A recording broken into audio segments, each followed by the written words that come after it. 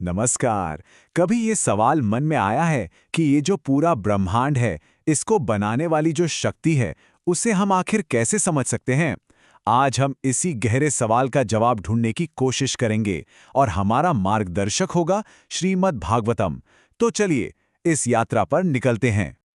हाँ, यही तो सबसे बड़ा सवाल है ना? कि हमारा ये छोटा सा मन उस असीम शक्ति को कैसे जानेगा, कैसे समझेगा? पहली नज़र में तो ये काम बिल्कुल नामुमकिन सा लगता है, पर एक ऐसा प्राचीन ग्रंथ है, श्रीमद् भागवतम, जो कहता है कि इसके पास इसकी चाबी है। तो चलिए देखते हैं कि ये ग्रंथ कौन सा रहस्य हमारे सामने खोलता है। तो इस सफ़र का हमारा पहला पड़ाव है एक बहुत ही बुनियादी विचार को समझना। वो ये है कि जो शक्ति इस पूरे ब्रह्मांड को बनाती है, इसका पालन पोषण करती है और अंत में इसे अपने में समेट लेती है, वो हमारी दुनिया के नियमों से, हमारी सोच से बिल्कुल परे है। और इस बात को श्रीमद् भागवतम बहुत ही खूबसूरती से समझाता है, पहले स्कंद के 3 अध्याय के 36वें श्लोक में। ये श्लोक एक सच कहूं तो दिमाग को हिला देने वाला विचार सामने रखता है। जरा सोचिए, कोई है जो पूरी सृष्टि की रचना करता है, उसे चलाता है और फिर अपने अंदर समेट भी लेता है, लेकिन इन सब कामों से वो पूरी तरह से अलग रहता है, निर्लिप्त। ठीक वैसे ही जैसे कोई किसी चीज को छुए बिना ही उसकी सुगंध ले लेता है। भगवान अपनी सृष्टि से जुड़े हुए भी हैं और फिर भी उससे पूरी तरह से आजाद हैं, स्वतंत्र हैं। यही तो है सबसे खास बात, हिस्सा लेना पर बिना किसी बंधन के। अच्छा, तो अगर ईश्वर इतने दिव्य हैं, इतने निर्लिप्त हैं, तो एक सीधा सा सवाल मन में आता है कि फिर हमारे लिए उन्हें समझना इतना मुश्किल क्यों है? आखिर हमें क्या चीज रोक रही है? और इसका एकदम सीधा जवाब हमें मिलता है ठीक अगले श्लोक में, यानी 37वें श्लोक में। तो ग्रंथ के अनुसार मुश्किल यहां आती है। देखिए, जिन्हें गहरा ज्ञान नहीं है, वो भगवान की लीलाओं को एक आम इंसान के कामों जैसा देखते हैं। जैसे जैसे मंच पर कोई कलाकार अभिनय कर रहा हो, वो अपनी बुद्धि से, अपने तर्क से उन्हें समझने की कोशिश करते हैं, पर यह तो ऐसा हुआ जैसे कोई सिर्फ शब्दों से सूरज की गर्मी को समझाने की कोशिश करे। और नतीजा क्या होता है? वो भगवान के दिव्य अलौकिक स्वरूप को हमारे जैसा ही एक भौतिक शरीर मान बैठते हैं और बस यहीं वो भ्रम में पड़ जाते हैं। तो सवाल यह है कि अगर हमारा दिमाग, हमारे शब्द काफी नहीं है, तो क्या हम हार मान लें? क्या ईश्वर को जानने का कोई रास्ता है ही नहीं? नहीं। अच्छी बात यह है कि ग्रंथ हमें इस मोड़ पर अकेला नहीं छोड़ता। वो एक बिल्कुल अलग दरवाजा दिखाता है, एक ऐसा रास्ता जो बुद्धि पर नहीं बल्कि किसी और चीज पर टिका है। 38वां श्लोक ही हमें उस रास्ते के बारे में बताता है, और यह रास्ता एक मुख्य विचार पर केंद्रित है, और वो है भक्ति। और ये श्लोक सच मानिए सब कुछ बदल देता है।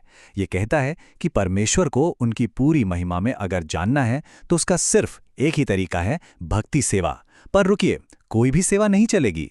ये सेवा ऐसी होनी चाहिए जो बिना रुके चले, जिसमें जरा भी स्वार्थ ना हो और जो सिर्फ प्रेम से की जाए।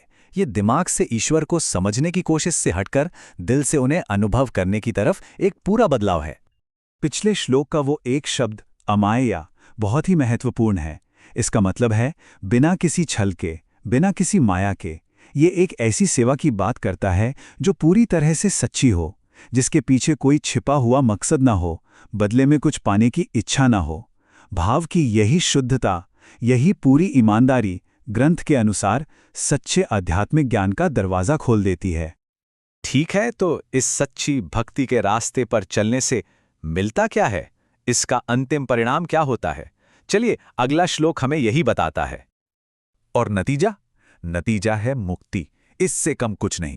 ग्रंथ कहता है कि भक्ति का ये मार्ग हमारे अंदर प्रभु के लिए एक दिव्य प्रेम जगाता है, और ये प्रेम इतना शक्तिशाली होता है कि ये जन्म और मृत्यु के इस भयानक चक्र को हमेशा के लिए तोड़ देता है। बस यही है आध्यात्मिक सफलता और परम ज्ञान का सच्चा मार्ग। तो देखिए, हमने समस्या को समझा, रास्ते की बाधा को जाना और समाधान भी देख लिया, लेकिन एक आखिरी और शायद सबसे महत्वपूर्ण सवाल अभी भी बाकी है कि ये सारा ज्ञान, ये गहरी समझ आखिर आती कहाँ से है? इसका असली स्रोत क्या है? और इसका निर्णायक जवाब, इसका अंतिम जवाब हमें मिलता है 40वें श्लोक में। और यहाँ होता है अंतिम रहस्योद्घाटन। ये ग्रंथ श्रीमद् भागवतम ये कोई आम किताब नहीं है, ये स्वयं भगवान का साहित्यिक अवतार है। इसे महान ऋषि श्रील व्यासदेव ने हम सब लोगों के, पूरी दुनिया के परम कल्याण के लिए लिखा था और इसे सर्वसफल, सर्व आनंदमय और सर्वपरिपूर्ण बताया गया है। तो संक्षेप में कहें तो श्रीमद् भागवतम सिर्फ एक किताब नहीं है, इसे शब्दों के रूप में स्वयं भगवान की उपस्थिति माना जाता है। सभी के कल्याण के लिए रचा गया ये ग्रंथ सफलता, आनंद और पूर्णता का एक पूरा मार्गदर्शक है। इसका अध्ययन करना, इसे पढ़ना साक्षात ईश्वर से मिलने जैसा ही है। देखिए, श्रीमद् भागवतम का ज्ञान तो एक अंतहीन महासागर की तरह है। अगर आज इसकी गहराइयों में लगाया गया ये गोता आपको दिलचस्प लगा तो हमारे साथ इस खोज को जारी रखना ना भूलें। आज के इस ज्ञान यात्रा में हमारे साथ शामिल होने के लिए आपका बहुत बहुत धन्यवाद। इस ज्ञान को आप सबके साथ साझा करना हमारे लिए एक सौभाग्य की बात है। ज्ञान कोश एक बहुभाषी चैनल है जहां हम अंग्रेजी, हिंदी, मराठी, तमिल, गुजराती और बंगाली में आध्यात्मिक ज्ञान साझा करते हैं और जल्द ही और भी प्रमुख भाषाएं आने वाली हैं। हमारा लक्ष्य सनातन धर्म के अनमोल खजानों को आप तक एक सरल, स्पष्ट और सार्थक तरीके से पहुंचाना है। हमारे चैनल पर आपको श्रीमद् भागवतम, भगवद गीता, महाभारत, ललिता सहस्त्रनामम, देवतिन कुरल, महाराष्ट्र के संत, बंगाल के संत और आदि शंकर के दिव्य अवतार की कहानी पर दैनिक वीडियो मिलेंगे। ये सभी कई भाषाओं में उपलब्ध हैं। अगर आपको हमारी सामग्री मूल्यवान लगती है तो कृपया ज्ञान कोश को सब्सक्राइब करें ताकि आपको हमारे दैनिक वीडियो के बारे में सूचना मिलती रहे। इस दिव्य ज्ञान को अपने परिवार, दोस्तों और समुदाय के साथ लाइक, शेयर और फैलाना ना भूलें। आइए मिलकर सनातन धर्म के प्रकाश को प्रज्वलित रखें।